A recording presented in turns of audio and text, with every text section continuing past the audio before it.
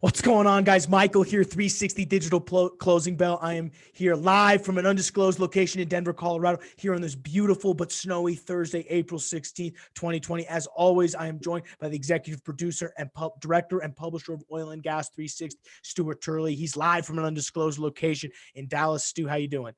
I'm doing fantastic, Michael. I'm having a busy day. Oh, we are really busy, and we have so much great content coming out for you. We just actually canned a really great interview with the president, Miguel Pena of 10X Technologies. We're really excited to get that pushed out. We have a great new host of videos out on the Energy 360 Expert Network. SitePro did very well. Asset Energy Ventures we dropped earlier this week. There's so much great content, and I encourage you to check it all out at www.oilandgas360.com. You should also subscribe to the 360 Digital Closing Bell podcast. We recorded an episode of that this morning that's going to be in everybody's inboxes and iTunes feeds tomorrow morning. Please subscribe, resubscribe, do whatever makes those algorithms go nuts. We really appreciate all the support. We're covering everything that has to do with oil. I have a great rant about some of the Texas oil and gas proration stuff that's going on. And then me and Stu give our biases for the week.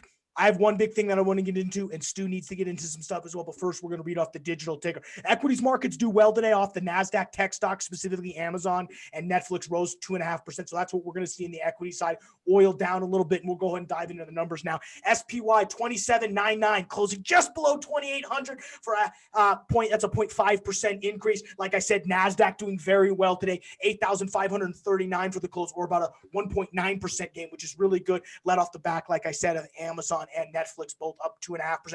Dow Jones 23,537, or about 33 points on the day, so only about 0.14% increase. Crude oil down 1966, finally breaks that $20 barrel, down about 1%, 22 cents. 12-month strip doesn't do much better, down 13 cents, 35.34. Natural gas does really well though, 6% increase on the day, just below $1.70, trading currently at $1.68.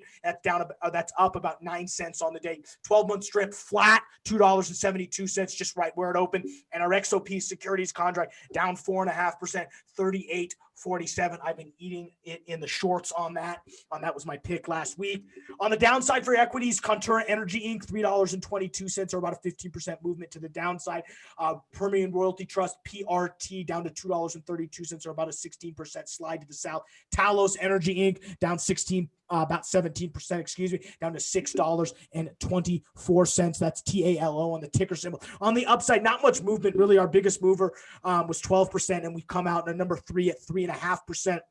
Or Battalion Oil Corporation up to about $5.05. Gulfport Energy up to 71 cents, or about a 6.5% movement to the upside. And U.S. Energy Corporation up to $3.37 at 12% increase. Stu, what do you got for us today? Well, coming across the news desk is we're seeing some layoffs coming up in the solar market.